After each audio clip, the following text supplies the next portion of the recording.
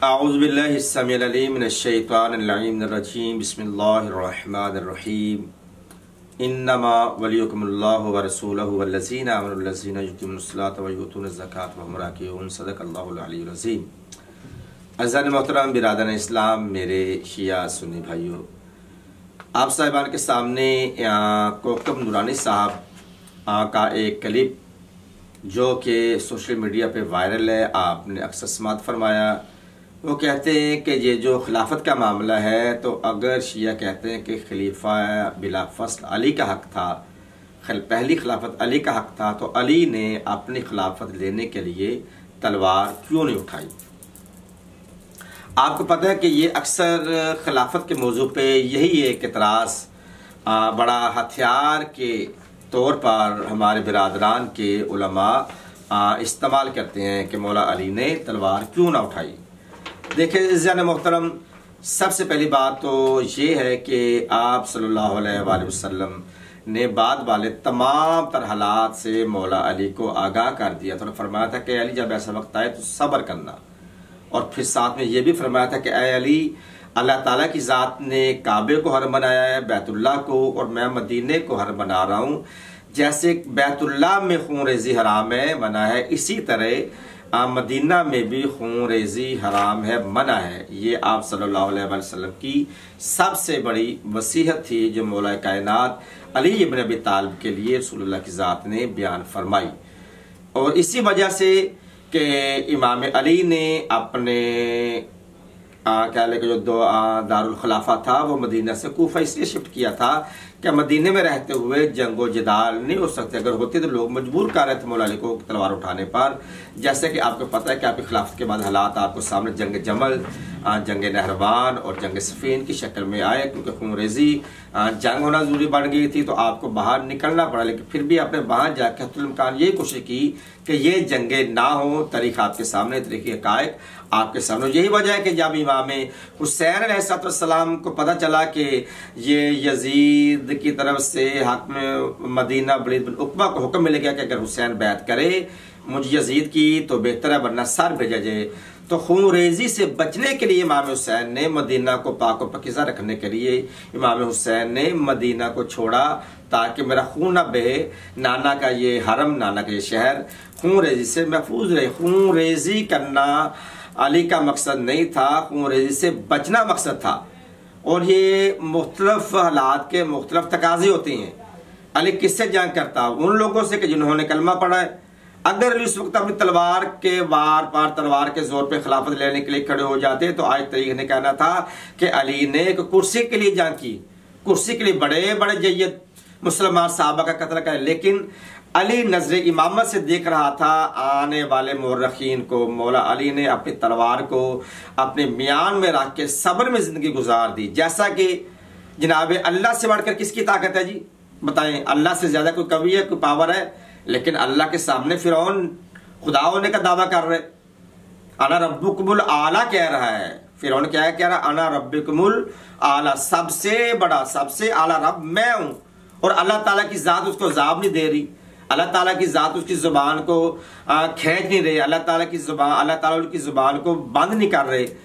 बार बार जाना कि वो अपनी नबूवत, अपनी रबूबियत का ऐलान करता है और लोगों को जिंदा भी करता है, मारता भी है। आजाद कर दे, क्या देखो मैंने जिंदा कर दिया है, और तलवार से मार देखो क्या मार, ये तो रब करता है, ये मैं कर रहा हूँ, ये अल्लाह कहता है मैं कर रहा हूँ। तो आपके सामने मगर अल्लाह ने इंतजार किया, अल्लाह ने इंतजार किया, बार बार इंतजार किया। और जनाब मूसा जैसी शख्सियत के लिए अल्लाह कह रहा है कि ऐ मूसा जा इज़हब इला फिरऔन तगा, जाओ फिरऔन की तरफ कि वो बागी हो गया है। तो जनाब मूसा क्या कह रहे हैं? बारे इलाम, मैं खौफ खाता हूं कि मैं जाऊंगा तो मुझे फिरऔन और फिरौनी मुझे कत्ल कर देंगे। फिर करो क्या? कहते हैं कुल रब्बि इश्रह ली सदरी वयस्सिर ली अमरी वहलुल उक़दतम मिन लिसानी यफ़क़हू क़ौली वजअल ली वज़ीरम मिन अहली हारून अख़ी अशदद बिही अज़री। क्या पालने वाले, मैं अकेला जा रहा हूं, मैं खौफ खा रहा हूं। नबी है और हैबत मूसा बड़ी मशहूर है, हैबत वाला नबी है, फिर भी खौफ खा रहा है क्योंकि मसलत का तकाज़ा ये था, मैं नहीं जा सकता। अगर बारला मुझे भेजना है ना तो मेरे भाई हारून को मेरा पुश्तपना बना, मेरा वसीर बना दे, मेरा जानशीन बना दे, फिर मैं उसके साथ जाता हूं। पहले देखते रहे देखते रहे, मुसलसल देखते रहे कि फिरौन अपने खुदाई का दावा कर रहा है, लेकिन पहले दिन ही नहीं जनाब मूसा ने उसको रोका, लेकिन जाकर हुक्म खुदा हुआ, फिर जाके तबलीग की। तो ये हुक्म खुदा के ये पाबंद होते हैं। मौला अली भी हुक्म खुदा हुक्म रसूल के पाबंद थे कि मदीना में खून रेजी नहीं करनी, इसलिए एक खिलाफत आई, दूसरी खिलाफत आई, तीसरी आपने खून रेजी नहीं की। अब यहाँ पर कुरान की नजर देखते हैं कि किस नबी ने किस जगह पे अली मौला अली की तरह मसलहाना अंदाज में जिंदगी बसर की। जब जनाब नूह अलैहिस्सलाम, कुरान की आयत है कि जब उन्होंने बार बार तबलीग की तो फिर जनाब नूह कहते हैं कि मैं तुम लोगों से जिनको तुम लोग खुदा के सिवा पुकारते हो मैं उनसे किनारा कशी करता हूँ। यहाँ पर भी जनाब नूह एक वक्त ऐसा आया, तबलीग कर करके किनारा कशी करके खामोशी से बैठ रहे, लोग बुत परस्ती करते रहे।